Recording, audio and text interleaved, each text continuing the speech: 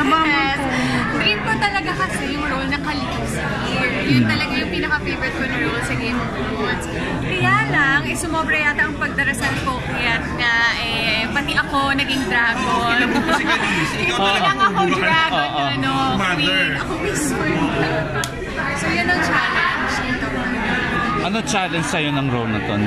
Ang kinatakutan ko talaga nung umpisa yung prosthetics. Kasi never pa ako nag-show na magandang prosthetics ako. At alam ko kung gaano kahirap yun Kasi nakikita ko sa ibang mga artista na talagang hirap talaga.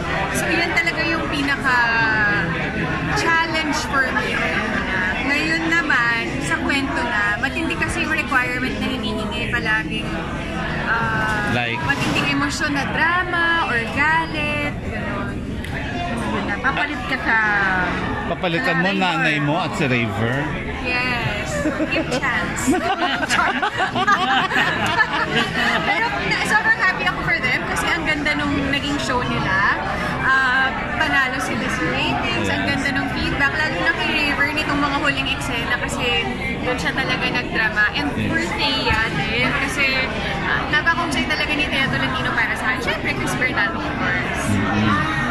Bago sa'yo yung fantasy na ito bumubuga ka ng apoy. Anong dating sa'yo? Type mo yun? Noong una din ninervyos ako kasi hindi ko alam kung paano a-actingin na bumubuga ng apoy. Pero, Paano ba? Actingin mo na. Tampol. Abangan nyo na lang! At saka kailan na ginagawa yun? Kailan nangyayari yung... Kapag napupuno siya ng galit. Parang yun yung... Siguro hindi niya mapigilan or talagang yun na yung paraan na lang niya pag wala na siyang ibang magawa para lumaban. Yun lang, ano pang kaya gawin? Male dragon Yun lang. Pero may eksena ditong normal itsura mo, di ba? So far, wala. Wala. Kasi ganyan talaga yung itsura niya. Pero later on, merong mangyayari na magpapapelo siya. Merong mangyayari na talagang malaking moment sa kwento kung saan magkakaroon ng parang mala-Felix na moment. Kaya mo naman yung mag-fire dance, yung sumasayaw na nagbubuga ng apoy. Magaling dun si Rachel Lubangco How was it working with Tom? Actually, wala nga po kaming masagot pa kasi hindi pa kami nag-taping together. Mga bagets pa. Ako nga po nakakadalawang dating pa lang. Kasi ang mag-uumpisa talaga ng kwento sa Bea Binene, Derek Monasterio, Christopher Martin. Sila yung magpapakita ng backstory ng pamilya nila Joyce Ching at pamilya ko. Pero I'm really excited to work with Tom. Dati ko pa siya gusto makatrabaho sa GMA. Dati ko pa hinihiling kay Mama na sana mas si Tom yung maka-partner ko or si Liz. Kasi sila po yung mahusay talaga na artista na pinapanood ko talaga. So sabi mo kay Tom, umuwi ako na maaga dati para manood ng My Husband's Lover. Correct, So happy ako na natupad na tong pangarap ko na makatrabaho siya. Saan ano dito? Actually, ang dami nga nag-akala na action talaga. Action talaga.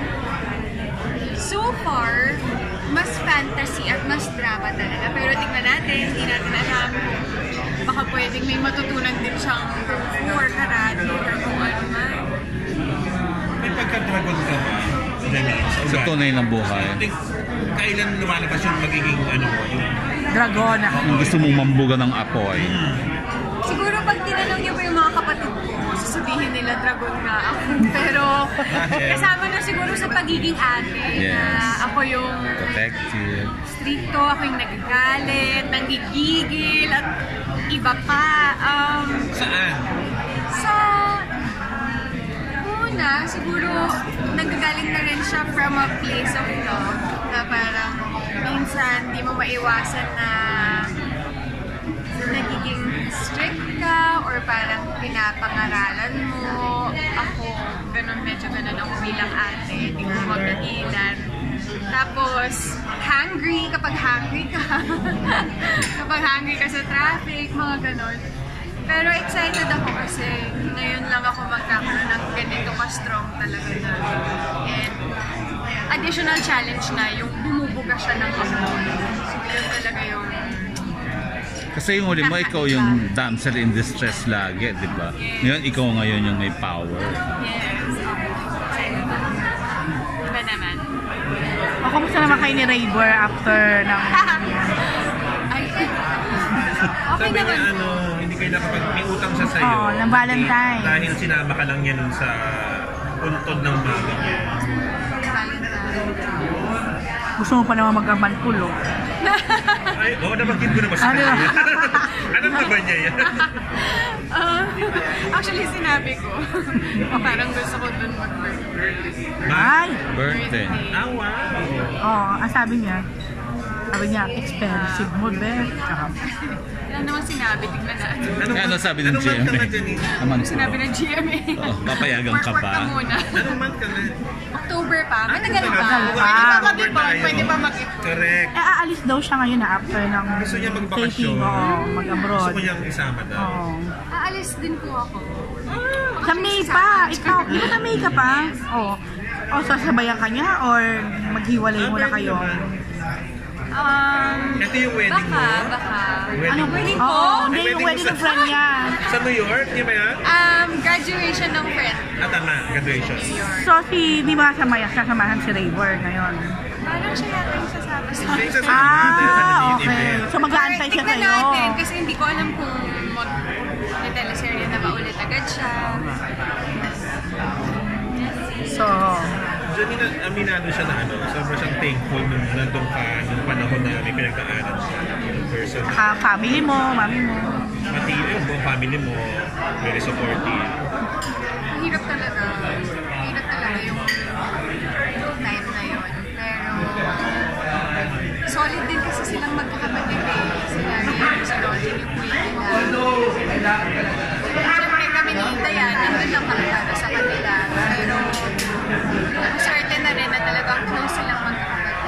Kaya ngayon sila din yung sana, nagtulungan. Ikaw, ano siya memories ngayon? mo sa mami niya? Kabanding mo. Oo. At yung mommy niya talaga sobra. Siya yung pinakamabait na Na mother-in-law na nakayala mo. sobra. Ito ka na ba before? Charot! Yan ba yung pinakamabait na future mother-in-law sana na nakayala ka? Yun na. Kahit po talaga. Tsaka doon mo makikita kung bakit ganun kami si River at si Rod. Kasi mana-mana pala talaga sila. Ano yung hindi mo makakalimutan sa kamo? Sinabi niya sa'yo, may mga dialogue ba na, wag mong... Kinuwento sa akin ni Dayan na nagpapadala siya ng baby picture ni River tsaka baby picture ko para ipakulon. Sobrang cute niya, tapos pinigyan pa niya ako ng mga sapatos. Super kikay din kasi yung mommy nila eh. Tapos super active dancer din, doon nila nakuha lahat yun. Wala siyang bilin sa'yo. Wala na. Kumusta si Ray ngayon? How is he coping up? I think nakatulong na sobrang busy siya. Pero syempre malungkot pa rin yun. Balik trabaho siya agad, di ba? 1 week pahinga lang. Paano mo siya pinapasaya or medyo, Inubugahan niya ng apo. Ako naman nandun lang talaga ako the whole time. And yun na yung pinaka-support ako. So pag may time na kayong mag-date, nung kayong belated date, saan mo gusto mag-date? Naman ko na char. Ayun talaga! Talaga? Grabe. Joke lang yan. Push pa more. Bakit doon? Bakit doon? Ilang ano niya, dream. Ako nakapunta din Oo eh. nga.